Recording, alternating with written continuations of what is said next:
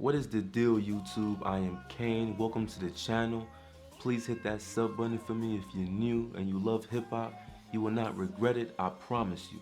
Today I'm going to be reviewing the much anticipated 10 studio album by Game called Drillmatic, The Heart vs. Mind.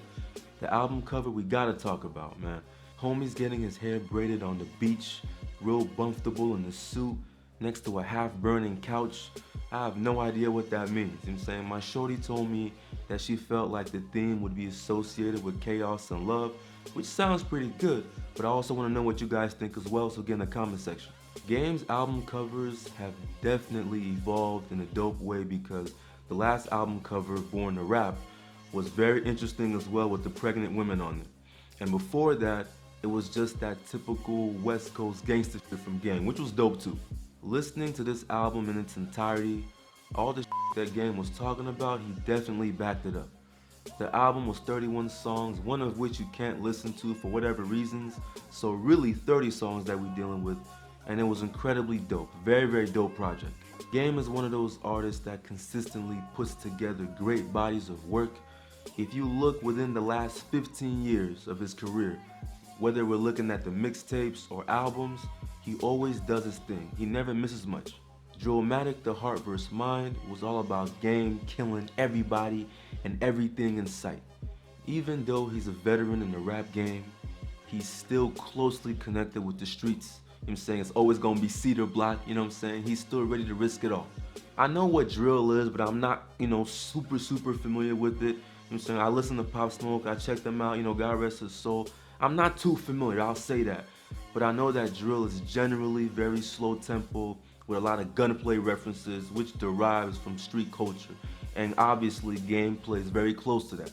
On songs like Burning Checks and Killers, Game really experiments with that drill sound and it sounded hella dope, you know what I'm saying?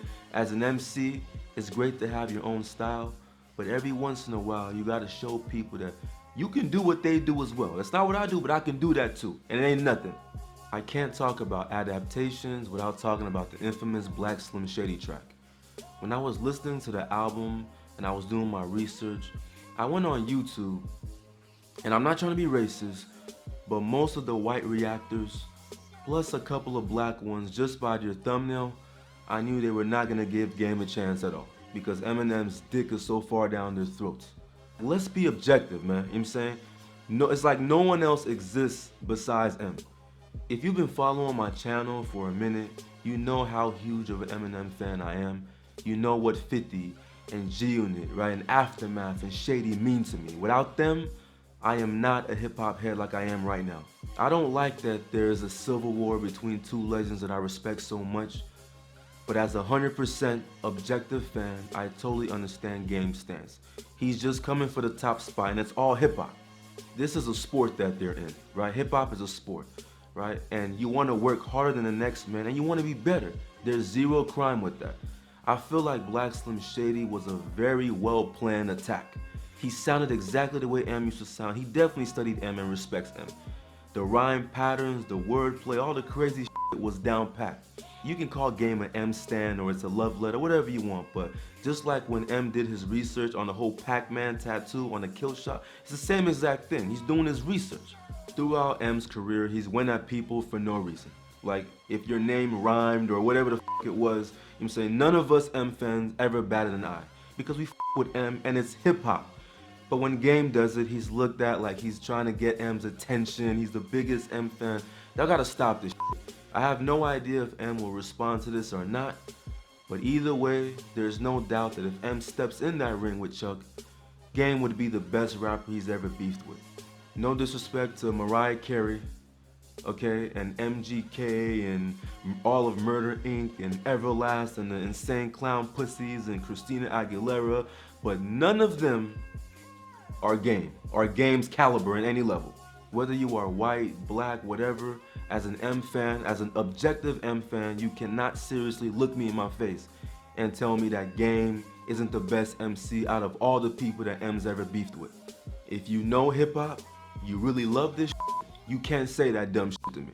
More than half of the tracks on here, you guys are gonna fall in love with, man. Like this album, I don't even know what my favorite song is when I look at it. But I love, the Heart vs. Mind song. That song has like a dope little gospel feel to it.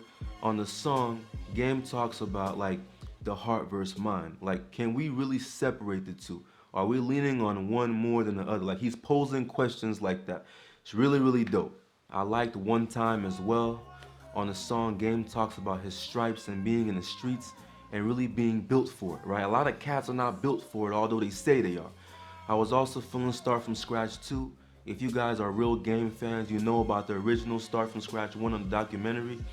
And on the song, Game talks about his lost opportunities, right?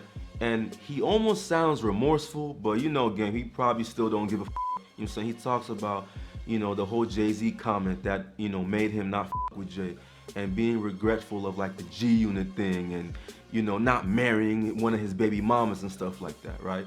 It's a track on, I don't want to say regret, because as you listen to it, like I said before, it doesn't seem like he's really remorseful. I gotta give a shout out to Dreezy on the track Fortunate, produced by Timbo, because she went stupid, you know what I'm saying? Like, I really loved her verse. I heard a lot about her in the past, but I didn't really do my research. She did an amazing job, and I just had to say that. Like, that's my first time really listening to her. She bodied that shit. Timbaland, Don't Mind If I Do, Devon, Mike Zombie, and Hit Boy, they were the main producers on the project, and for the most part, they all did a very solid job.